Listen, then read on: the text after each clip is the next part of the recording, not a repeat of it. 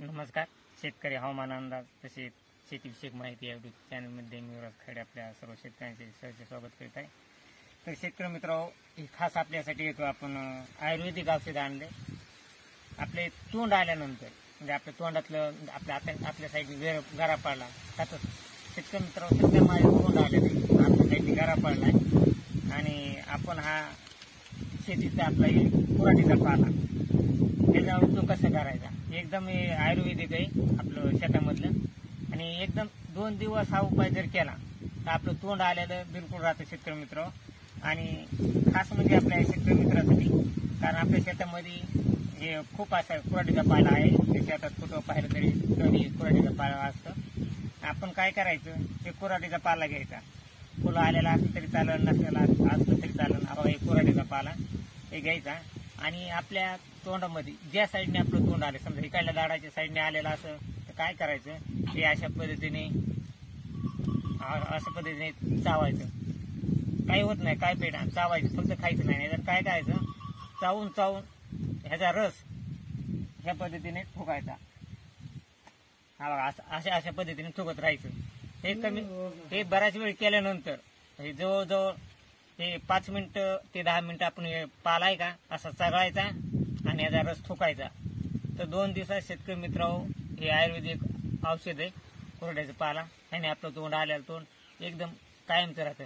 का तर शेतकरी मित्रांनो, कुऱ्हाडीचा पाला असो, अशा अनेक वनस्पती शेळ्या खातात आणि शेळ्याचं दूध हे बऱ्याचशा आजारावर चालतं. कारण हेच आहे की त्या शेळ्या ह्या पूर्ण आयुर्वेदिक असे बरेचसे झाडपाला खातात, त्यामुळे शेळ्याचं दूध चालतं.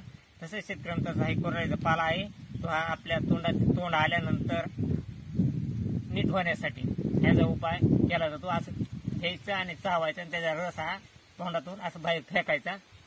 असेच नवीन तोंडातलं आपल्या साईडने गरा पडला त्यातच शेतकरी मित्रांनो सध्या माझे तोंड आलेलं आहे, आपल्या साईडने गरा पडला आहे आणि आपण हा शेतीचा आपला कुऱ्हाडीचा पाला त्याच्यावर तो कसा करायचा एकदम आयुर्वेदिक आहे आपलं शेतामधलं.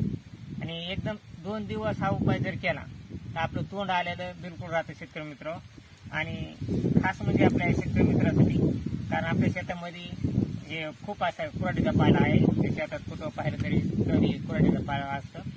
आपण काय करायचं, ते कुऱ्हाडीचा पाला घ्यायचा. फुलं आलेला असलं तरी चालन, नसलेला असलं तरी चालन. हे कुऱ्हाडीचा पाला हे घ्यायचा आणि आपल्या तोंडामध्ये ज्या साईडने आपलं तोंड आलं, समजा इकडल्या दाडाच्या साईडने आलेलं असं तर काय करायचं, ते अशा पद्धतीने चावायचं. काही होत नाही, काय पेट चावायचं, फक्त खायचं नाही. तर काय करायचं, चावून ह्याचा रस ह्या पद्धतीने फुकायचा. अशा पद्धतीने फुकत राहायचं. हे बराच वेळ केल्यानंतर जवळजवळ हे 5 मिनिटं ते 10 मिनिटं आपण हे पाला आहे का असा चघळायचा आणि याचा रस थुकायचा. तर 2 दिवसात शेतकरी मित्रांनो हे आयुर्वेदिक औषध आहे कुऱ्हाडीचा पाला. ह्याने आपलं तोंड आलेलं तोंड एकदम कायमचं राहतं. का तर शेतकरी मित्रांनो, कुऱ्हाडीचा पाला असो, अशा अनेक वनस्पती शेळ्या खातात आणि शेळ्याचं दूध हे बऱ्याचशा आजारावर चालतं. कारण हेच आहे की त्या शेळ्या ह्या पूर्ण आयुर्वेदिक असे बरेचसे झाडपाला खातात, त्यामुळे शेळ्याचं दूध चालतं. तसंच शेतकऱ्यांचा हा कुऱ्हाडीचा पाला आहे, तो हा आपल्या तोंड आल्यानंतर नीट होण्यासाठी ह्याचा उपाय केला जातो. असं घ्यायचं आणि चावायचं आणि त्याचा रस हा तोंडातून असं बाहेर फेकायचा. असेच नवीन आयुर्वेदिक विषयी तसेच शेतकरी हवामान याविषयी अंदाज पाहण्याविषयी आपल्या चॅनलला सबस्क्राईब, लाईक करा. जय हिंद, जय महाराष्ट्र, जय जवान, जय किसान.